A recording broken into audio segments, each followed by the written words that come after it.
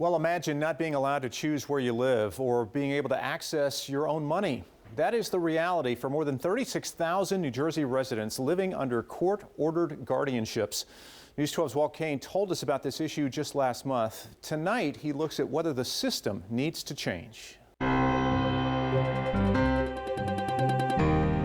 It's my money, and they're telling me what I can do with my own money. It's like a nightmare. Alberta Cohen has no access to her life savings and can't make any decisions for herself. What gives them a right to do this to anybody? I'm not incapacitated. I'm not unconscious. Her life is in the hands of a stranger, a guardian appointed by the court. He doles out money on a card for me to go food shopping. Can you believe this? I mean, my God, it's my money. As we told you in a Kane in Your Corner investigation, Alberta is one of 36,000 New Jersey residents under court-ordered guardianship. It happened after her youngest son filed this petition. She has times where she's more lucid and she has times where her thoughts are disordered. Alberta says she and Robert aren't even on speaking terms. He doesn't want me to make out a will. She really doesn't need a guardian. Attorney Lauren Marinaro is helping Alberta try to end the guardianship. She is a very strong-willed person and can handle her own affairs. But terminating a guardianship isn't easy. As our investigation found, New Jersey has no clear-cut standards to decide if a person is incapacitated.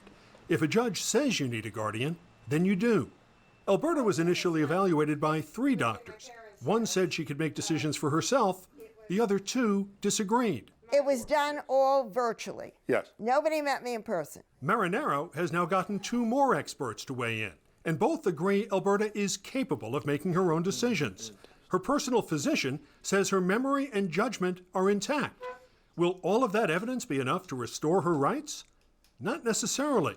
Under the law, it's still all up to the judge. If you make it hard for people to get out, they just stay there and you forget about them, and which is really appalling.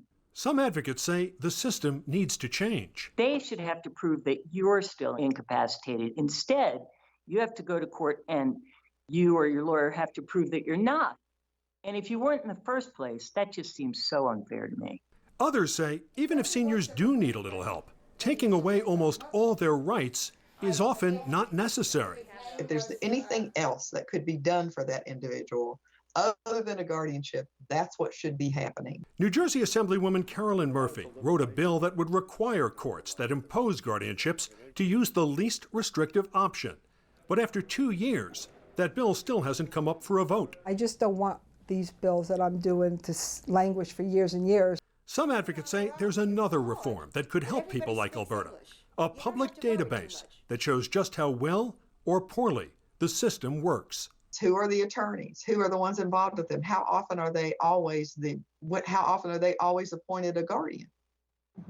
Right? Then you'd know some things, wouldn't you? A spokesperson for the New Jersey courts says they're constantly trying to improve the system, including making it easier for people like Alberta to challenge guardianships. We'll continue to follow Alberta's case and let you know what the judge decides. In your corner, I'm Walt Kane, News 12.